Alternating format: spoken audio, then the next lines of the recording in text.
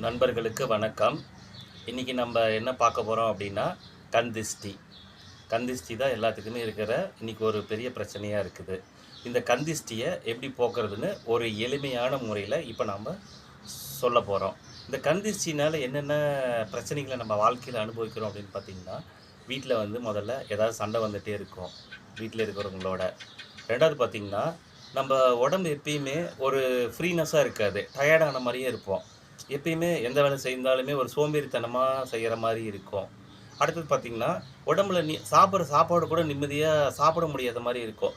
ஏன்னு தெரியாது. ஏன்னு கேட்டால் அதுவும் கந்திஷ்டி தாங்க. கந்திஷ்டி பல வகையில் பல பிரச்சனைகளை நம்மளுக்கு வீட்லேயும் சரி, மன ரீதியாகவும் சரி எப்பயுமே இருந்துக்கிட்டே தான் இருக்கும். இந்த எளிய பரிகாரம் பண்ணுறதுனால என்ன ஆகும் அப்படின்னா, ஒரு பாசிட்டிவ் எனர்ஜி கிடைக்கும்போது, நல்ல ஒரு ஆற்றல் இருக்கும்போது நாமளும் கொஞ்சம் நல்ல ஆற்றலோட வேகமாக செயல்படுவோம். அதுக்கு எப்படி செய்யணும் அப்படிங்கிறத இப்போ நம்ம பார்க்கலாம். ஃபஸ்ட்டு பார்த்திங்கன்னா, எலுமிச்சை பழம். இந்த எலுமிச்சம்பழம் நம்ம நல்ல விஷயங்களில் கோயில்கள்லேருந்து வீடு வரைக்கும் எல்லா விஷயங்களுக்கும் பயன்படுத்துகிறோம். எலுமிச்சம்பழத்தோட வேலை என்ன அப்படின்னா, பாசிட்டிவ் எனர்ஜி, தீய எண்ணங்கள், தீய ஆவிகள் எல்லாத்தையும் கண்ட்ரோல் பண்ணி நம்மளுக்கு தேவையில்லாத நெகட்டிவெல்லாம் அழித்து ஒரு பாசிட்டிவான ஒரு எனர்ஜியை கொடுக்குற முதல் இடத்த பிடிக்கிறது இந்த எலுமிச்சை பழம். ரெண்டாவது பார்த்திங்களா, தர்பை புல். நம்ம கோயிலிருந்து நம்ம வீட்டில் இறப்பு வரைக்கும் நம்ம பயன்படுத்துகிற ஒரு பொருள் அப்படின்னு பார்த்திங்கன்னா இந்த தர்பை. தர்பை பார்த்திங்கன்னா ஒரு தூய்மையான பொருள். இது ஒரு தூய்மையான இடத்துல மட்டும்தான் வளரும். நம்ம வீட்டில் இருக்கிற துஷ்ட எண்ணங்கள், துர்தேவதைகள் எது வீட்டுக்குள்ளே இருந்தாலும் பாசிட்டிவ் எனர்ஜி கொடுத்து தீய எண்ணங்களை ஒழித்து நல்ல ஆற்றல்களை நம்ம வீட்டுக்குள்ளே கொண்டு சேர்க்குறத இதுவும் ஒரு முதல் இடத்தை பிடிக்குது. மூணாவது பார்த்திங்கன்னா காப்பர் ராடு. இந்த காப்பர் ராடு பார்த்திங்கன்னா நம்ம பிரபஞ்சத்தில் இருக்கிற அந்த ஆற்றலை சீக்கிரமாக சக் பண்ணி நமக்கு ஒரு நல்ல பாசிட்டிவ் எனர்ஜியை கொடுக்குது. அடுத்தது பார்த்திங்கன்னா வீட்டில் இருக்கிற கல்லுப்பு. இந்த 4 பொருளையும் வச்சு தான் இப்போ நம்ம ஒரு ஆண்டனா மாதிரி இதை தயாரிக்க போகிறோம். இப்போ இந்த மாதிரி ஒரு குத்து ஊசி எடுத்துக்கோங்க. இப்போது எலுமிச்சம்பழத்தை எடுத்துகிட்டு இந்த மாதிரி ஒரு ஹோல் நல்ல பெருசாக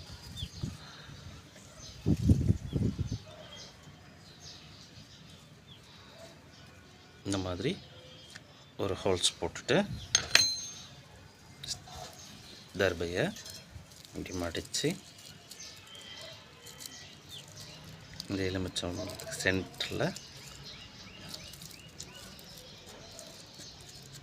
அவ்வளோதான், இப்படி சொருகியாச்சு. அடுத்தது காப்பர் ராடு. இந்த காப்பர் ராடை இந்த தர்பைக்கு சென்டரில் இப்போது ஆண்டனா ரெடி ஆகிடுச்சு. இதை இந்த மாதிரி ஒரு காப்பர் தட்டில் இப்படி வச்சுட்டு நம்ம கால்படாத இடத்துல வச்சிடணும். இது எந்த நாளில் தயாரிக்கணும் அப்படின்னு பார்த்தீங்கன்னா, செவ்வாய்க்கிழமை 6 மணி கரெக்டாக தயாரித்து வீட்டில் யாரும் கால்படாத இடத்துல ஒரு ஓரமாக வச்சுருங்க. ஒரு டைம் வச்சுட்டா மறுபடியும் இதை தொடக்கூடாது. மறுபடியும் தயாரித்த நாள்லேருந்து அடுத்த வாரம் 7வது நாள் செவ்வாய்க்கிழமை மறுபடியும் புதுசாக தயாரிக்கணும்.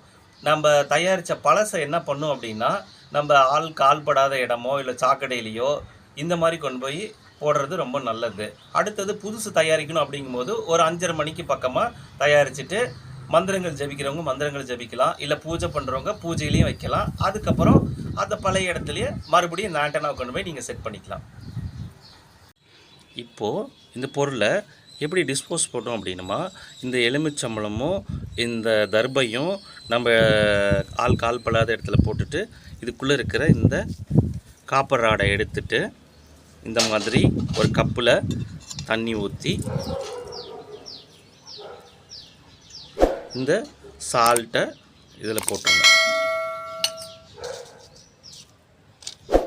இதில் இருக்கிற நெகட்டிவ் எனர்ஜி எல்லாத்தையுமே இந்த உப்பு இழுத்துக்கும்.